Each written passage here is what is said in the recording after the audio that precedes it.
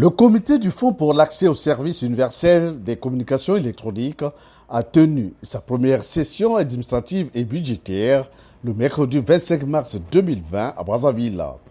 Cette session présidée par son président, le ministre des Postes, des Télécommunications et de l'économie numérique, s'est tenue sous le signe de l'application de l'instruction du gouvernement, à savoir celle d'opérationnaliser le développement du Fonds de l'accès universel des communications électroniques. La mission assignée à ce comité est de matérialiser l'ambition du chef de l'État qui recommande d'assurer l'accès des communications électroniques à l'ensemble de la population sur le territoire national. Pour lier la parole à l'acte, le comité du fonds devrait donc examiner et adopter son règlement intérieur, le document d'orientation stratégique, le manuel de procédure administrative, financière et comptable, le budget exercice 2020, ainsi que le plan d'action annuel. Yves Castano, secrétaire du DIFON et directeur général de l'ARPCE, prenant la parole au cours de cette session, a rappelé l'importance de cet organe chargé d'assurer l'accès aux communications électroniques. La mise en place du fonds qui vise à promouvoir une politique d'inclusion numérique au profit des communautés rurales, isolées et d'autres couches défavorisées de la population afin qu'elles bénéficient des opportunités économiques et sociales qu'offrent les communications électroniques, promet d'importantes incidences sur l'économie nationale et s'inscrit bien entendu en droite ligne du programme de société du chef de l'État, en son point 5 qui appelle à arrimer le Congo à l'économie numérique. Bien que notre pays ne soit pas resté en marge de la dynamique mondiale du développement continu des services, des infrastructures de communication électronique, le portrait qui est dressé sur ces infrastructures montre cependant des disparités encore en termes de qualité et de quantité, impactant la qualité des services dont devraient bénéficier les populations sur l'ensemble du territoire national. C'est ainsi que la stratégie en matière de développement de l'accès et du service universel proposée par l'organe de gestion du fonds, dans les documents soumis à l'examen du comité, vise clairement la réduction de la fracture numérique à travers quelques points: la promotion de l'accès des communautés rurales et démunies aux services de communication électronique de base. Donc quand je dis de base, j'entends l'accès aux services voix et aux services de données, mais ainsi que les services large bande. La connexion à Internet et l'équipement matériel de communication électronique de certains établissements scolaires et universitaires, et ainsi que certaines structures sanitaires et probablement aussi quelques administrations publiques en fonction des cas. Le renforcement, enfin, des capacités en matière de technologie de l'information et de la communication.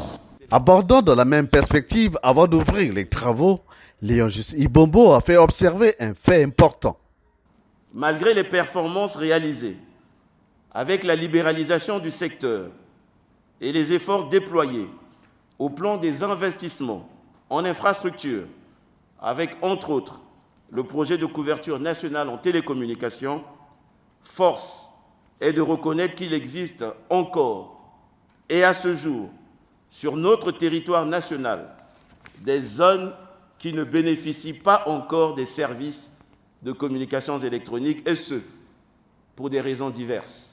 L'accès aux technologies de l'information et de la communication étant considéré comme un préalable au développement de l'économie numérique, le comité du Fonds pour l'accès et le service universel des communications électroniques se doit de tout mettre en œuvre pour promouvoir une politique au profit des communautés rurales, isolées et d'autres couches défavorisées de la population.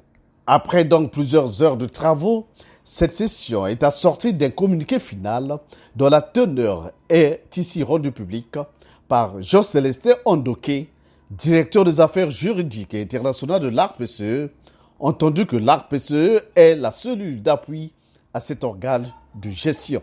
Dans cette perspective, le comité du fonds a ensuite examiné et approuvé avec amendement le plan d'action 2020 et le budget y afférent arrêté en recettes et en dépenses à la somme de 2 991 867 783 francs CFA en priorisant la couverture des zones blanches suivant les grandes masses ci-après.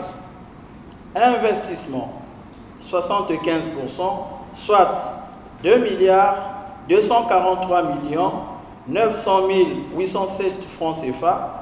Fonctionnement 22%, soit 658 210 903 francs CFA. Et imprévu 3%, soit 89 757 033 francs CFA. Le manuel de procédure administrative, financière et comptable a été également adopté. À la fin des travaux, les membres du comité du fonds ont adopté 4 délibérations, à savoir délibération numéro 1 portant adoption du document d'orientation stratégique pour le développement de l'accès et le service universel de communications électroniques pour la période 2020-2025. Délibération numéro 2 portant adoption du plan d'action annuel relative à la mise en œuvre du projet pilote pour l'accès et le service universel des communications électroniques au titre de l'année 2020. Délibération numéro 3 portant adoption du budget annuel exercice 2020 du Fonds pour l'accès et le service universel des communications électroniques. Et enfin, délibération numéro 4 portant adoption du manuel de procédure administrative, financière et comptable.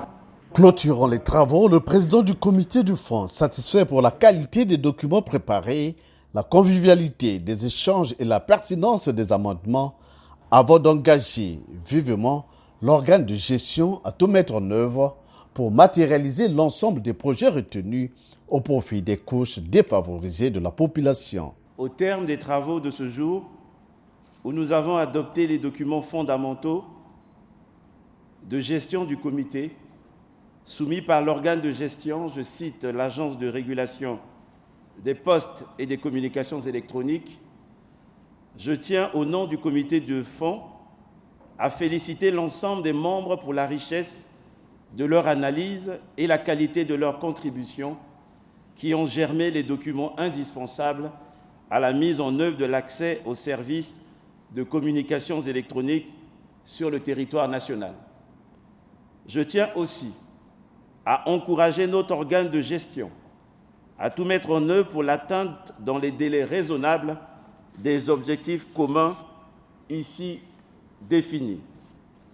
Disposant désormais de tous les matériaux, le comité est invité à se mettre au travail pour qu'à l'horizon 2025, notre espace national ait accès aux services de communication électronique. Pour leur part, je puis vous assurer du grand intérêt stratégique de l'accès aux services que porte notre gouvernement et son chef, M. Clément Mwamba, sous la très haute impulsion du président de la République, son Excellence M. Denis Sassou Nguesso, qui nous a prescrit d'opérationnaliser cet instrument essentiel pour assurer l'harmonisation de nos territoires en réseau de télécommunications. Je vous souhaite bon retour dans vos demeures respectives et donnons-nous rendez-vous aux résultats. Ce qui pourrait assurément induire d'effets positifs dans le développement économique et social du pays. Une traduction en acte de l'ambition du président de la République, Denis Sassou Nguesso, d'arrimer le Congo au développement de l'économie numérique, ce qui en somme permettra au Congo de réduire la fracture numérique.